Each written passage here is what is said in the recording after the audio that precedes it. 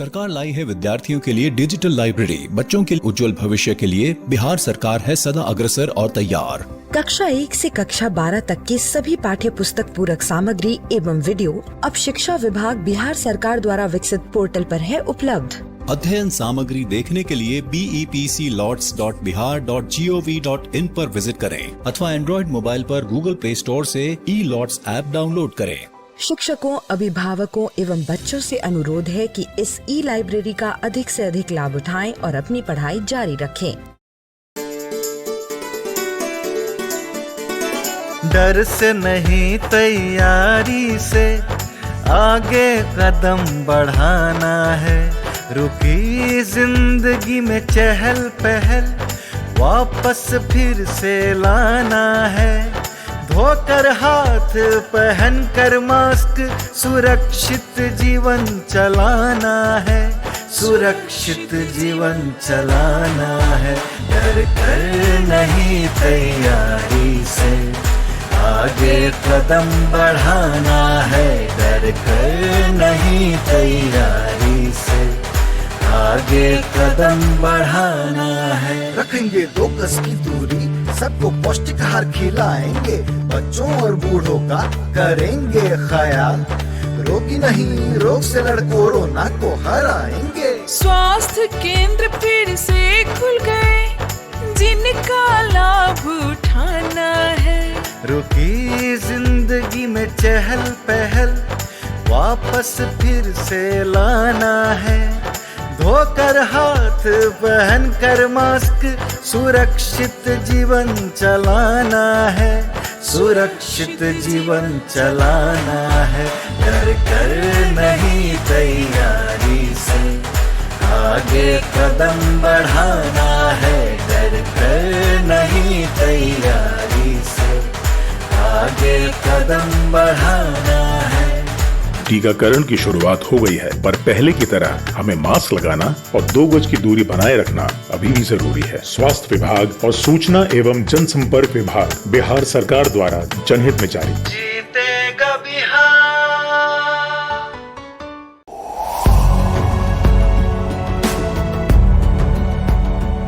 छठी से 10वीं कक्षा के विद्यार्थी ध्यान से सुने। खास आपके लिए हैं इंस्पायर अवार्ड्स मानक। DST और NIF द्वारा हर साल हो रहे इंस्पायर अवार्ड्स मानक के पहले राष्ट्रीय पुरस्कार विजेता हैं। विजेता आप भी हो सकते हैं, इसलिए किसी भी क्षेत्र में साइंस और टेक्नोलॉजी पर आधारित अपने इनोवेटिव आइडियाज के साथ तैयार हो जाइए। जानते हैं ना, आप में से 1 लाख स्टूडेंट्स को 10-10 हजार रुपए मिलेंगे अपने आइडियाज को प्रोटोटाइप बनाने के लिए। उसके बाद दुनिया सराहेगी आपका हुनर जब पहुंचेगा आपका आइडिया लोगों तक प्रोडक्ट के रूप में।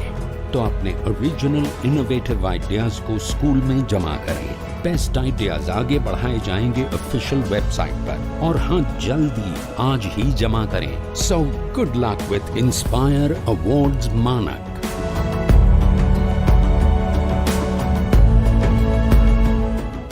हेलो बच्चों, कैसे हैं आप और कैसी चल रही है आपकी पढ़ाई? ये तो बहुत अच्छी बात है कि हम लोग प्रतिदिन सुबह 9 बजे से 10 बजे अपनी कॉपी और कलम के साथ मेरा दूरदर्शन मेरा विद्यालय कार्यक्रम देखने के लिए तैयार रहते हैं, जहां क्लास 6 से 8 की पढ़ाई होती है और साथ साथ कुछ अन्य रोचक जानकारियां भी हमें मिलती हैं। कार्यक्रम में बताई जा रही इम्पोर्टेंट पॉइंट्स को हम नोट भी करते हैं ताकि बाद में उनका रिवीजन कर सकें। और हाँ बच्चों, एक बात और, हम लोग जो भी चीज़ें मेरा दूरदर्शन मेरा विद्यालय कार्यक्रम में सीखते हैं उसका अध्ययन अपनी किताब में ज़रूर करें। इससे उन चैप्टर्स को हम पूरी तरह समझ पाएंगे। तो आज हम लोग सबसे पहले सुनेंगे बापू की पाती, जिसमें हम राष्ट्रपिता महात्मा गांधी के जीवन प्रसंग से जुड़ी बातों को सुनकर प्रेरणा पाते हैं। उसके बाद पढ़ाई करेंगे विज्ञान विषय की, जिसमें सबसे पहले क्लास 6 में कचरा संग्रहण एवं निपटान चैप्टर का अध्ययन करेंगे।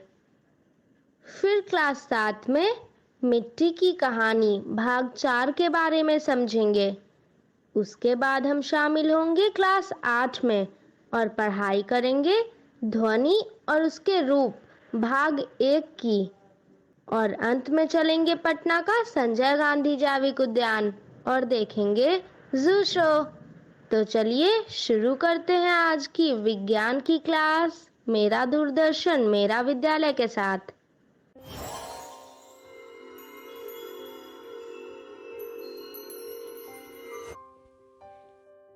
बापू की कहानी, जिसमें हम बात करेंगे महात्मा गांधी के जीवन के बारे में।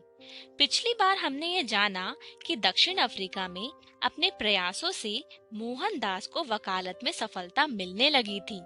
उनकी झिझक खुलने लगी और उनका जीवन अब सामाजिक बनने लगा था। उन्होंने नेटाल इंडियन कांग्रेस का गठन किया था। मजदूरों के हक के लिए वो आगे आए थे और अब उनकी कांग्रेस में तरह तरह के हिंदुस्तानी लोग भी शामिल होने लगे थे। इन सब में मोहनदास को अपना परिवार छोड़कर आए हुए 3 साल गुजर गए थे। वे 6 महीने के लिए स्वदेश रवाना हुए। भारत आकर उन्होंने दक्षिण अफ्रीका के अनुभव पर लिखना शुरू किया, लोगों को बताना शुरू किया। फिरोज शाह मेहता और लोकमान्य बाल गंगाधर तिलक जैसे बड़े नेताओं से उन्हें प्यार मिला, मदद मिली। और इसी यात्रा में मोहनदास मिले गोपाल कृष्ण गोखले से। आगे जाकर गोखले उनके राजनीतिक गुरु बन गए। इन सब के साथ मोहनदास अपने बीमार बहनोई की सेवा भी कर रहे थे और राजकोट में प्लेग की महामारी से बचने के लिए सफाई का इंतजाम भी। परिवार के साथ मोहनदास जब वापस दक्षिण अफ्रीका पहुंचे तब 23 दिनों तक यात्रियों को जहाज से उतरने नहीं दिया गया। दक्षिण अफ्रीकी सरकार चाहती थी कि मोहनदास वापस भारत चले जाएं। मोहनदास के जो लेख भारत के अखबारों में छपे थे, उनके बारे में बढ़ा चढ़ाकर दक्षिण अफ्रीका में बताया गया था। यहाँ के बहुत से गोरे मोहनदास से गुस्सा थे। जहाज से उतरने पर मोहनदास पर गोरे लोगों की भीड़ ने हमला कर दिया। अगर कुछ दूसरे गोरे लोग बीच में ना पड़ते तो शायद वो उन्हें मार ही डालते। जब अखबारों में इसके बारे में छपा और यह भी कि मोहनदास ने हमलावरों के खिलाफ शिकायत नहीं की, तो उनके लिए सहानुभूति बढ़ने लगी। अखबारों ने उन पर लेख छापने शुरू कर दिए। 6 साल तक यह आंदोलन बिना किसी पक्के कोष के चला। चंदे से सभी काम होते थे। हिंदुस्तानी लोग दिल खोलकर धन का योगदान करते थे और साथ जुड़कर धरना प्रदर्शन भी करते थे। मोहनदास बार बार इस बात पर जोर देते थे कि विरोध गोरे लोगों का नहीं, केवल अन्याय का करना है। वे बार बार अपने सहयोगियों से कहते थे कि अन्याय और हिंसा का जवाब न्याय और अहिंसक ही होना चाहिए। सत्याग्रह आंदोलन के दौरान 9 बार सरकार ने मोहनदास को जेल में डाला। वे छूटते ही फिर सत्याग्रह में लग जाते। बाद में कस्तूरबा भी जेल गई। मोहनदास इंडियन ओपिनियन नाम का एक अखबार निकालने लगे। वकालत भी ठीक चलने लग गई थी, कमाई भी अच्छी थी, लेकिन उनका रहन सहन और सादा बन गया था। गरीब और मजदूर लोगों के लिए काम करते हुए वे उनके जैसे ही रहने लग गए थे। सन 1904 में गांधी परिवार ने अपना घर छोड़ दिया और अब वो अपने साथियों के साथ एक बस्ती में रहने लगे। इनमें हरमन कैलेनबैग भी थे। वे एक रईस आर्किटेक्ट थे। आश्रम बनाने का पैसा उन्हीं ने दिया था। वे वहां अपने हाथ से काम भी करते थे। इनमें चार्ली एंड्रूज भी थे, एक ईसाई पादरी। गरीब लोगों की मदद करने की वजह से उनका नाम दीन बंधु पड़ गया था। विरोध करने का जो अहिंसक तरीका था, उसके लिए एक नया नाम चाहिए था। उनके भतीजे ने सुझाव दिया, सदाग्रह, और इसी को निखार कर गांधी जी ने एक नाम गढ़ा जो अमर हो गया, और वो था सत्याग्रह। एक और सख्त कानून अंग्रेज सरकार ने बनाया, जिसमें हर हिंदुस्तानी को जेल के किसी अपराधी की तरह अपनी उंगली की छाप देना अनिवार्य था और जिसकी वजह से हर हिंदुस्तानी शादी की कोई मान्यता नहीं थी। गांधी जी ने कस्तूरबाई को आंदोलन में आने के लिए उकसाया। उन्होंने कहा कि इस कानून के हिसाब से तुम मेरी पत्नी भी नहीं हो।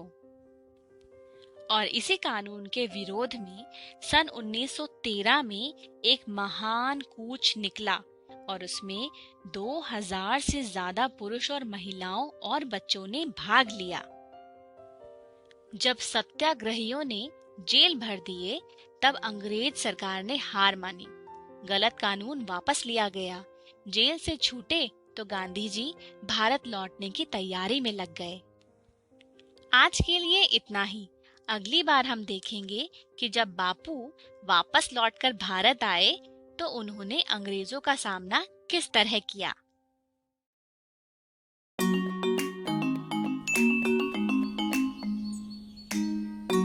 आज सोनिया और अंकित का शाम को शतरंज खेलने का प्लान है। सोनिया जब अंकित के घर पहुंची तो देखा कि अंकित काफी परेशान है। क्या हुआ अंकित, इतने परेशान क्यों हो? सोनिया, मैंने अभी अखबार में पढ़ा था कि देश के 8 शहरों में प्रदूषण बहुत ही ज्यादा हो गया है। समाचार में लिखा है कि दिल्ली, गुरुग्राम, नोएडा की हवा इतनी खराब हो गई है कि वहाँ सांस लेने में भी तकलीफ होती है। लोग घरों से बाहर निकल ही नहीं पा रहे हैं। ये तो बहुत बुरा है।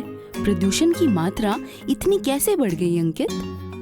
इसका कारण है हरियाणा, पंजाब, उत्तर प्रदेश और राजस्थान के किसानों का पराली जलाना। पराली क्या होता है? खेतों में गेहूं, सरसों और चावल आदि की कटाई के बाद जो भूसा बच जाता है उसे पराली कहते हैं। वैसे तो प्रदूषण के अनेक कारण हैं, किंतु सर्दियों में एक साथ किसानों के पराली जलाने से ये सारे शहर गैस चैम्बर बन गए हैं। शहरों के प्रदूषण और हमारे गांव के कचरे की समस्या से मैं बहुत परेशान हूँ। तभी अंकित के दादाजी अंदर आते हैं। अंकित के दादाजी पर्यावरण विभाग में काम करते हैं। बेटा, परेशान होने से क्या होगा? क्या हमें इन समस्याओं से निपटने के लिए कुछ करना नहीं चाहिए? दादाजी, हम तो बच्चे हैं, हम क्या कर सकते हैं? ये बताओ, तुम्हारे हिसाब से ये समस्याएं कैसे हल हो सकती हैं? दादाजी, ये पराली पशुओं का चारा भी बन सकती है। अगर फसलों की कटाई हाथों से या फिर अति आधुनिक मशीनों से करें तो कंपोस्टिंग की तकनीक से कंपोस्ट बनाकर पराली को खाद की तरह भी इस्तेमाल कर सकते हैं। किंतु या तो इन सब में पैसा ज्यादा लगता है या समय, इसीलिए किसान पराली को जला देते हैं। अंकित, तुम्हें जानकर अच्छा लगेगा कि दिल्ली, हरियाणा और अन्य राज्यों की सरकारों ने इस दिशा में सही कदम उठाना शुरू कर दिया है, लेकिन तुम्हें अपने गांव की समस्या के लिए जरूर कुछ करना चाहिए। एक मिनट अंकित, एक कंपोस्टिंग क्या होती है? सोनिया, हम सबके घरों में रोजाना कुछ न कुछ कचरा इकट्ठा हो जाता है। इनमें से कुछ कचरा बायोडिग्रेडेबल मतलब कुदरती रूप से सड़ के मिट्टी में मिल जाने वाला होता है, जैसे बचा हुआ खाना, फलों और सब्जियों के छिलके आदि। इसका अर्थ है कि यदि हम इस कचरे को मिट्टी में दबा दें तो कुछ दिनों में मिट्टी में पाए जाने वाले सूक्ष्म जीवाणु इसे विघटित कर देते हैं, यानी कि गला देते हैं। इस तकनीक को कंपोस्टिंग कहते हैं और गले हुए कचरे को कंपोस्ट यानी खाद कहते हैं। अच्छा, और इस प्रक्रिया से किसानों का भी काफी फायदा होगा। तुमने सही कहा बेटा, किंतु समस्या यह है कि लोग अपनी जिम्मेदारी समझते नहीं हैं और यहीं तुम बच्चे मदद कर सकते हो, लोगों को अपनी जिम्मेदारी का एहसास करा के। अच्छा, क्या तुम बता सकते हो कि हम कंपोस्टिंग की गति कैसे बढ़ा सकते हैं? बिल्कुल, हम इसके लिए लाल केंचुओं का प्रयोग कर सकते हैं। बायोडिग्रेडेबल कचरा लाल केंचुओं का भोजन होता है। यदि हम कंपोस्टिंग के लिए बनाए गए गड्ढों में मिट्टी के साथ ऐसा कचरा डालें तो केंचुए बहुत ही जल्द इसको खाद में बदल देंगे। मिट्टी को हल्का गीला रखने और खुरपे से भुरभुरा करने से केंचुओं के लिए उसमें सांस लेना और रेंगना आसान हो जाता है। बहुत अच्छे। अंकित, हमें गांव की सामूहिक जमीन पर ऐसे कई गड्ढे बनाने चाहिए उसके बाद हम सब स्कूल के दोस्त मिलकर गांव के हर घर से ऐसा कचरा इकट्ठा करके उसका कंपोस्ट बना दिया करेंगे। जब हम बच्चे ऐसा करेंगे तो कुछ समय बाद सब लोग ऐसा करने लगेंगे। शाबाश बेटा, लेकिन ये केवल आधा इलाज हुआ। क्या मतलब? ये इलाज तो विगलित यानी डिकम्पोज हो सकने वाले कचरे का हुआ। उस कचरे का क्या करोगे जो विगलित नहीं होता? हाँ दादाजी, सबसे बड़ी समस्या तो हमारे सामने यही होगी। हमें घर घर जाकर सभी को पहले कचरे को अलग करके फेंकने के लिए प्रेरित करना होगा। बायोडिग्रेडेबल कचरा, जिसे हम गीला कचरा भी कहते हैं, उसे सूखे कचरे जैसे कि प्लास्टिक, एल्यूमिनियम फॉइल जिससे चमकीले दिखने वाले पैकेट बनते हैं, कांच की बोतलें आदि से अलग करके फेंकना चाहिए। और दादाजी, जब लोग गीले कचरे को प्लास्टिक की थैली में डालकर फेंक देते हैं तो वो आसानी से विगलित नहीं होता। ऊपर से प्लास्टिक की थैली में खाने की महक से उसे भी खाना समझकर कुछ जानवर खा लेते हैं। इससे उन्हें बहुत तकलीफ होती है। ऊपर से आधा कचरा विगलित होता है, आधा नहीं। इससे बाद में कचरे को अलग करना बेहद मुश्किल हो जाता है। यदि शुरू में ही कचरे को अलग अलग रखा जाए तो कचरे का निपटारा करना आसान हो जाएगा। दादाजी, हम गीले कचरे का तो निपटारा कर देंगे, पर सूखे कचरे का क्या करेंगे? बेटा, समस्या तो कचरा अलग अलग करने की है। यदि सारे गांव के लोग कचरा अलग अलग करके सूखा कचरा एक स्थान पर इकट्ठा कर दें तो उन्हें पुनः चक्रण यानी रिसाइकल करना काफी आसान हो जाएगा। सरकार के भी काफी सहयोगी कार्यक्रम पुनः चक्रण के लिए काम कर रहे हैं। अब तुम मुझे बताओ कि यह पुनः चक्रण यानी रिसाइकल क्या होता है? दादाजी, ये हम आपको कल बताते हैं। आज मुझे अंकित को फिर से शतरंज में हराना है। मिट्टी की कहानी भाग 4। नमस्ते बच्चों, कैसे हैं आप सब? मैं एक रेल यात्रा पर गई थी। मैंने उत्तरी भारत के कई राज्य देखे, जैसे पंजाब, हरियाणा और उत्तर प्रदेश। जितनी अलग इन प्रदेशों की बोलियां हैं, उतनी ही अलग यहाँ की मिट्टी है। पंजाब में हरे भरे लहलहाते हुए खेत, हरियाणा में कपास की फसल और उत्तर प्रदेश में धान की फसल। हर क्षेत्र की अलग फसल। कितनी अचरज भरी बात है ना? हर प्रदेश में अलग अलग फसल क्यों उगाई जाती है? क्या इसका संबंध वहां की मिट्टी से है? आइए इस वीडियो के पात्र नीलू और मीनू के साथ चलते हैं इस सवाल का जवाब ढूंढने। इस कहानी के उद्देश्य हैं: क. विभिन्न प्रकार की मिट्टी में अलग अलग तरह की फसलें उगती हैं। ख. जल, वायु, वर्षा से मिट्टी की संरचना प्रभावित होती है। मीनू अपनी दादी माँ के गांव से कल लौट कर आई थी। वो अपनी सबसे प्रिय सहेली नीलू से मिलने उसके घर आई है।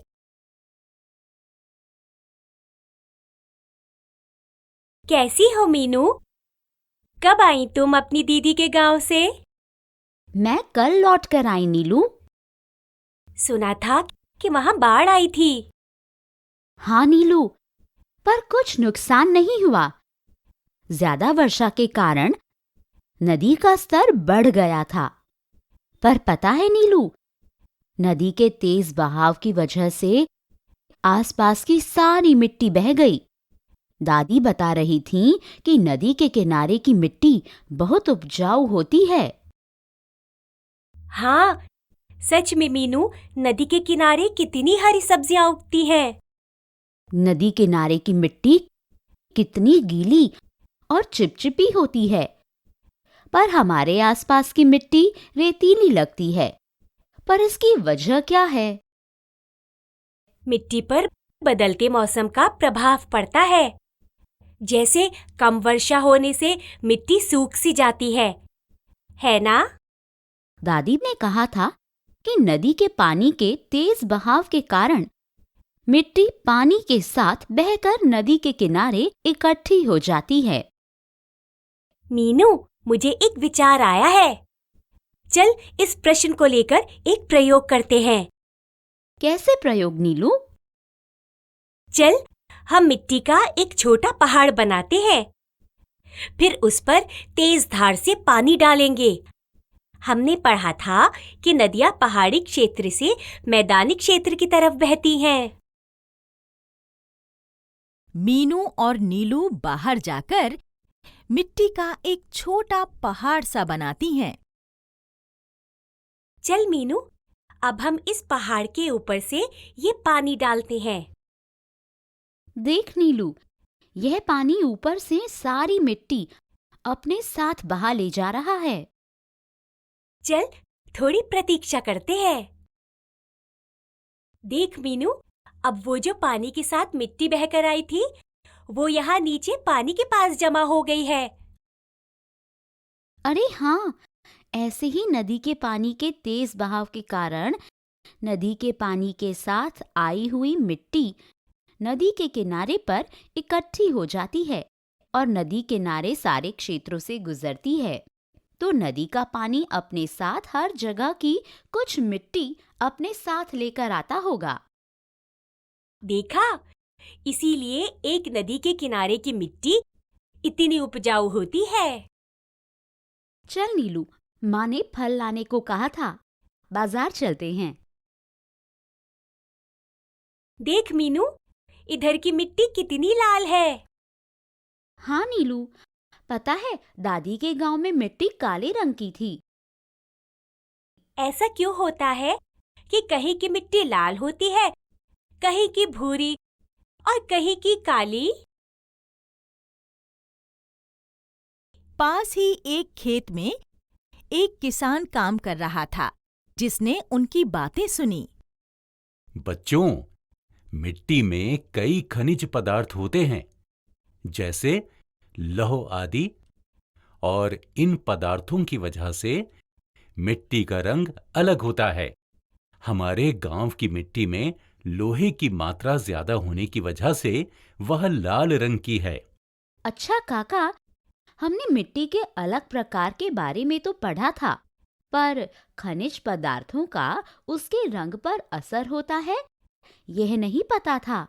दादी बता रही थी कि उनके गांव की मिट्टी काली इसलिए है क्योंकि वहां की मिट्टी में बहुत वर्षों पहले की ज्वालामुखी के लावा और चट्टानों की राख मिली हुई है और इसके कारण वह मिट्टी बहुत उपजाऊ भी होती है। ये तो बहुत अनोखी बात है। मुझे तो और जानने की इच्छा हो रही है मीनू। चल फल लेते हैं, फिर पुस्तकालय से किताब लेकर विस्तार से पढ़ते हैं। दोनों सहेलियां बाजार से फल खरीदती हैं और फिर पास के पुस्तकालय जाकर किताब ढूंढती हैं। यह देख नीलू, मिल गई। इस किताब का नाम है मिट्टी हमारी धरोहर। देख, यहाँ लिखा है कि भारत के कई क्षेत्र जैसे आंध्र प्रदेश में गुंटूर, महाराष्ट्र की मिट्टी काली होती है क्योंकि वहाँ ज्वालामुखी की राख मिली हुई है। इस प्रकार की मिट्टी बहुत उपजाऊ होती है। इस तरह की मिट्टी में अनानास, कपास और नींबू उगता है। काका ने बताया था कि खनिज पदार्थों की वजह से मिट्टी का लाल रंग होता है और ज्वालामुखी की राख की वजह से काला होता है। इसका मतलब है कि भिन्न भिन्न तरह की मिट्टी अलग अलग तरह की फसलों के लिए उपयुक्त है। अच्छा, तभी जब मैं रेलगाड़ी से सफर कर रही थी तो मैंने देखा था कि जगह जगह भिन्न भिन्न तरह की फसलें लगी हुई थीं। कहीं गेहूं उग रहा था तो कहीं कपास। तो इसका मतलब है कि अलग तरह की फसलों के लिए अलग तरह की मिट्टी की आवश्यकता होती है। चल मीनू, घर जाकर एक सूची बनाते हैं कि कौन सी मिट्टी किस फसल के लिए उपयुक्त है। फिर कल टीचर जी को दिखाएंगे। दोनों सहेलियां घर पहुंचकर एक सूची बनाती हैं। दोस्तों, आप भी एक सूची बनाइए। देख नीलू, यह जो फल मैंने खरीदे हैं वे सारे अलग-अलग क्षेत्रों में उगते हैं। हाँ, मैं ठंडे प्रदेश हिमाचल प्रदेश में उगता हूँ। मुझे बलुई और मृणमय मिट्टी की आवश्यकता होती है। और बच्चों, मैं ऐसे क्षेत्र में उगता हूँ जहाँ सूर्य का प्रकाश और नमी दोनों हो, जैसे आंध्र प्रदेश, महाराष्ट्र आदि। मुझे मृणमय मिट्टी और बलुई के मिश्रण की आवश्यकता होती है। मीनू, तो क्या बाढ़ का आना या ज्वालामुखी का फटना, इन सब बातों का असर मिट्टी के उपजाऊपन पर होता है? कल जब टीचर जी को ये सूची दिखाएंगे तो उनसे इस सवाल का जवाब भी अवश्य पूछेंगे। तो बच्चों, देखा आपने कि अलग तरह की मिट्टी जैसे मृणमय और दोमटी मिट्टी, लाल और काली मिट्टी गेहूं और चने की फसलों के लिए उपयुक्त हैं। वैसे ही भिन्न-भिन्न फसलों के लिए सही प्रकार की मिट्टी का होना आवश्यक है। अब मुझे भी मेरे सवाल का जवाब मिल गया कि मिट्टी के विभिन्न प्रकार के अनुसार किसान उसमें फसल उगाते हैं। तो बच्चों, अब हम जल्द मिलते हैं अपने अगले वीडियो के साथ।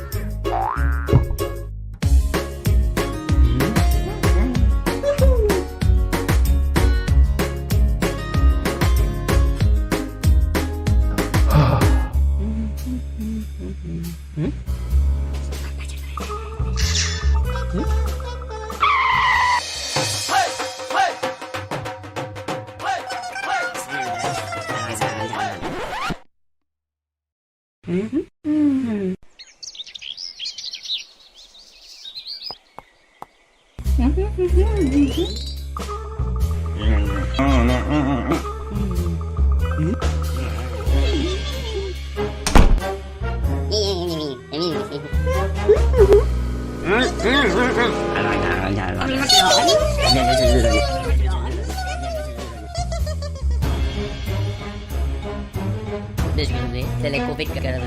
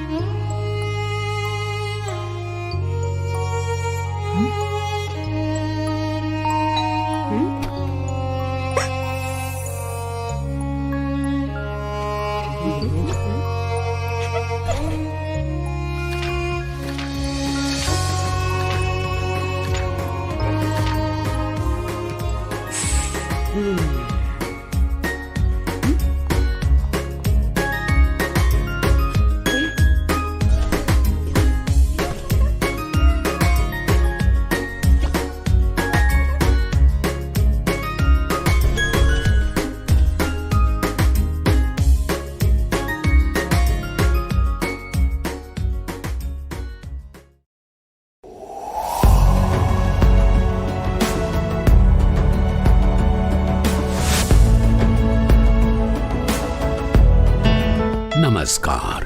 आप शिक्षकों द्वारा दी गई अच्छी शिक्षा से आज लाखों विद्यार्थी इनोवेशंस कर रहे हैं। उन सभी को इंस्पायर अवार्ड्स मानक में हिस्सा लेने प्रोत्साहित कीजिए। करना है इतना कि आपके विद्यालय के 6ठी से 10वीं कक्षा के छात्र और छात्राएं साइंस और टेक्नोलॉजी पर आधारित अपने इनोवेटिव आइडियाज आपके पास जमा करें, ताकि वो DST और NIF द्वारा आयोजित इंस्पायर अवार्ड्स मानक प्रतियोगिता में हिस्सा ले सकें। 1 लाख छात्रों को 10-10 हजार रुपए मिलेंगे अपने आइडियाज को प्रोटोटाइप्स बनाने के लिए। फिर छात्र डिस्ट्रिक्ट, स्टेट और नेशनल लेवल पर अपने इनोवेशंस को दिखाएंगे, फिर प्राइजेस और सम्मान पाएंगे। तो आज ही अपने स्टूडेंट्स को हिस्सा दिलवाएं इंस्पायर अवार्ड्स मानक में।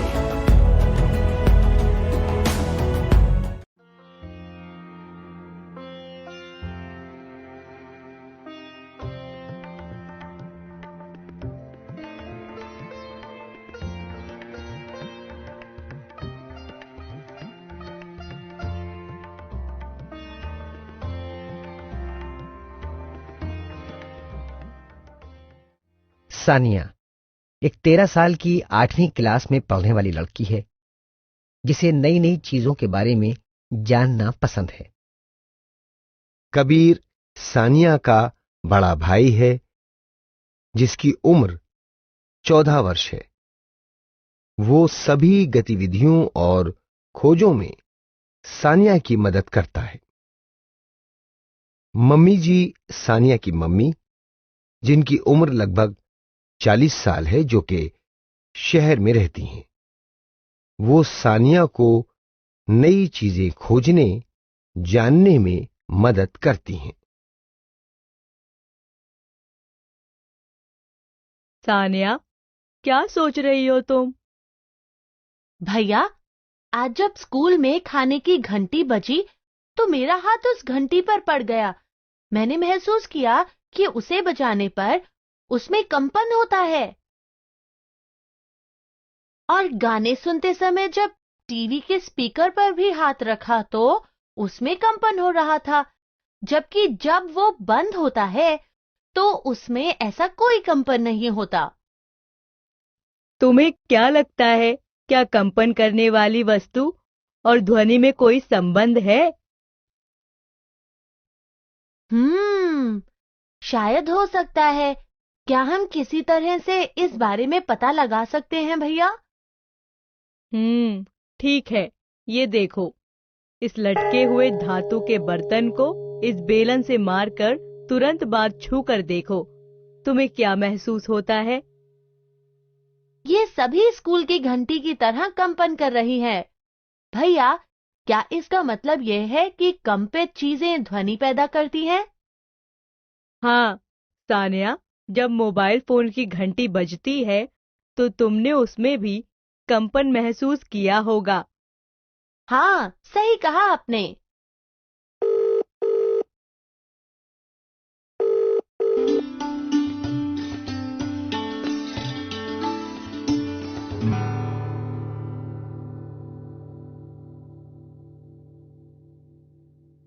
क्या आपने भी कभी इस तरह के कोई उदाहरण देखे हैं?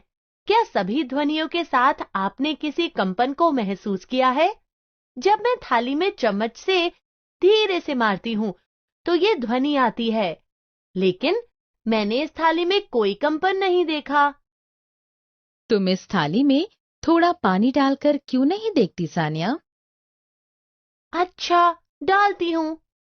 ओह, चम्मच से किनारे पर मारने पर इस पानी में तरंगें उठ रही हैं, मतलब इसमें भी कंपन है। क्या आप ये देखकर वस्तु के कंपनों का ध्वनि के साथ संबंध समझ पा रहे हैं? क्या है ये संबंध, बताइए।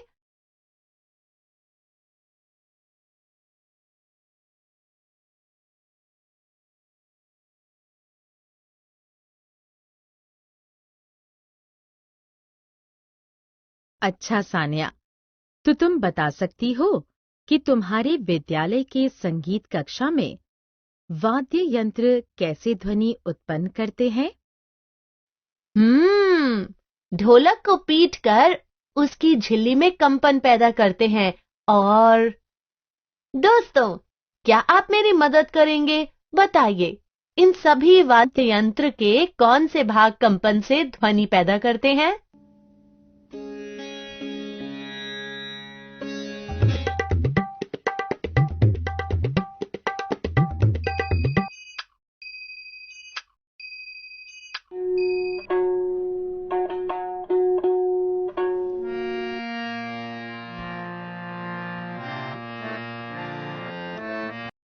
मम्मी, फिर तो जब हम बोलते हैं तब भी हमारे कंठ में इसी तरह कंपन होता होगा, है ना?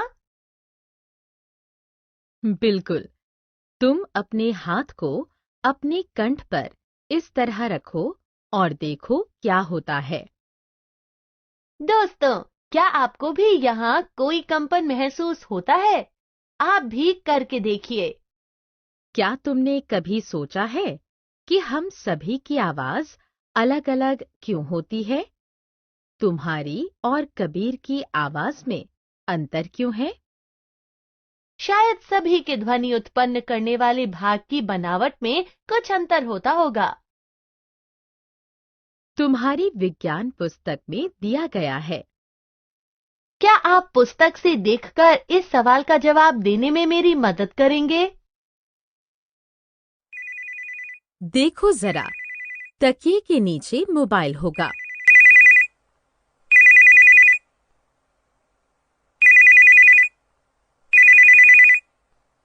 दोस्तों, क्या आपने महसूस किया कि तकिए के नीचे फोन की आवाज बहुत धीमी थी और बाहर निकालने पर इतनी तेज?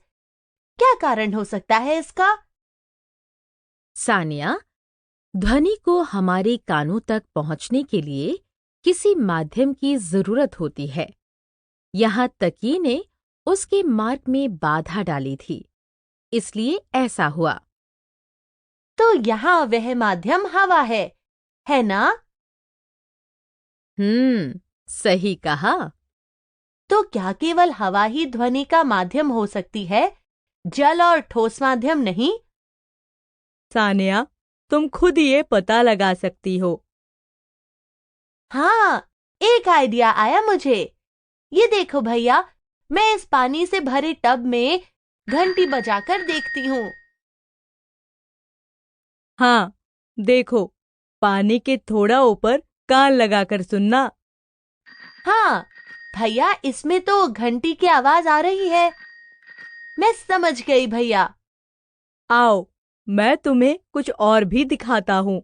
तुम इस मेज के इस तरफ बैठो, मैं इस छोर पर बैठता हूँ। तुम अपना कान लगाकर सुनने की कोशिश करो। हाँ, मैं खरोंचने की आवाज सुन पा रही हूँ। तो तुम क्या समझी?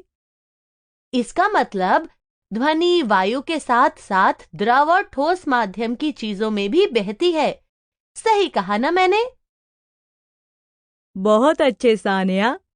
इससे मुझे हमारा पुराना खिलौना टेलीफोन याद आ गया, जिसमें प्लास्टिक कप को डोरियों से बांधकर टेलीफोन बनाते थे।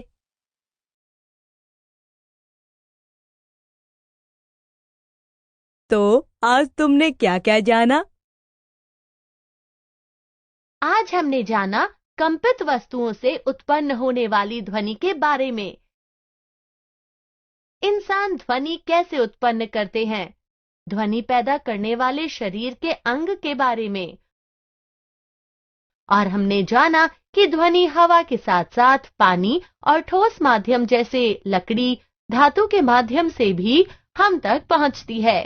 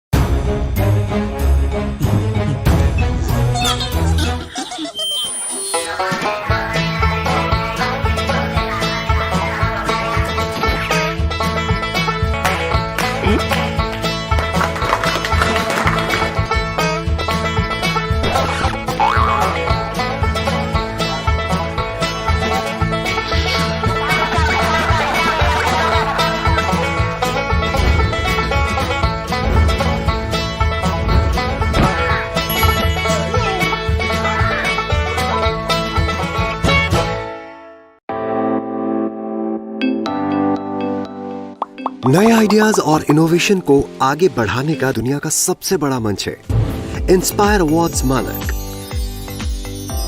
जहां कक्षा 6 से 10 तक के छात्र साइंस और टेक्नोलॉजी से संबंधित अपने आइडियाज और इनोवेशन को देश दुनिया तक पहुंचाने का मौका पा सकते हैं। स्कूल के माध्यम से जल्द अपने आइडिया को इंस्पायर अवार्ड मानक के वेब पोर्टल पर जमा करवाएं और अपने इनोवेटिव यात्रा की शुरुआत करें। ये करेगा आपके सपनों को साकार और एक नए नवसर्जक भारत का निर्माण। इंस्पायर अवार्ड्स मानक, इंस्पायरिंग इनोवेटर्स ऑफ टुमारो। ज्यादा जानकारी के लिए www.inspireawards-dst.gov.in पर जाएं।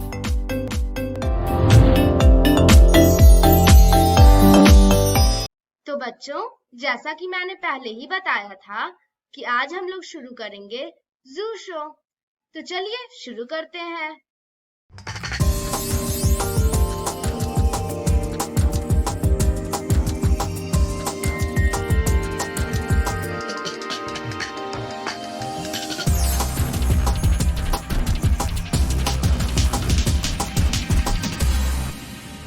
संजय गांधी जू आउटरीच प्रोग्राम में आज आपका फिर से स्वागत है।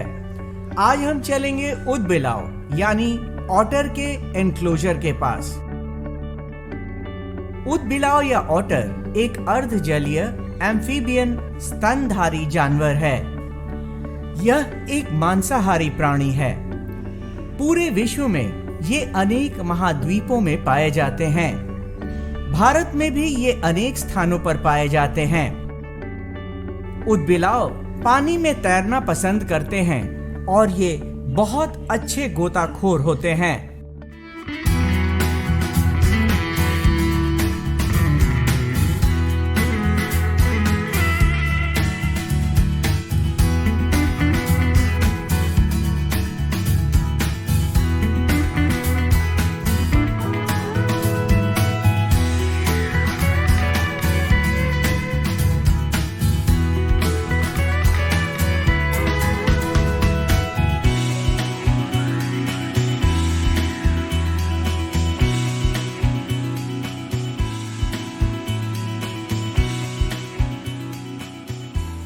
इनका शरीर लंबा, टांगे छोटी, सर चपटा और थूथन चौड़ा होता है।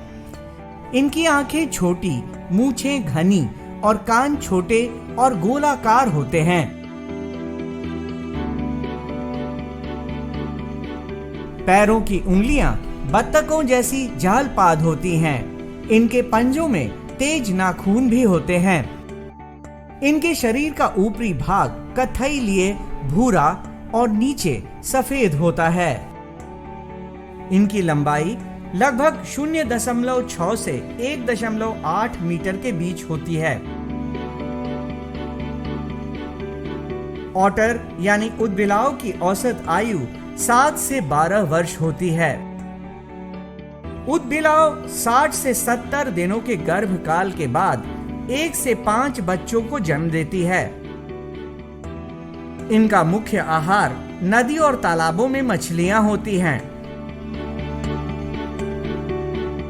वैसे मूलतः भारत में 3 प्रजाति पाए जाते हैं, यूरेशियन ऊटर, स्मॉल कॉटेड ऊटर और स्मॉल क्लाउड ऊटर। ये 3 तरह के पाए जाते हैं। इसमें मुख्य रूप से भारत में स्मूथ कोटेड ऊटर ही पाए जाते हैं, जो पूरे देश में पाए जाते हैं। ये झील में, नदी के किनारे मिलते हैं, कभी कभी खेतों के आसपास में भी ये मिलते हैं। मूल रूप से ये मछली का शिकार करके खाते हैं।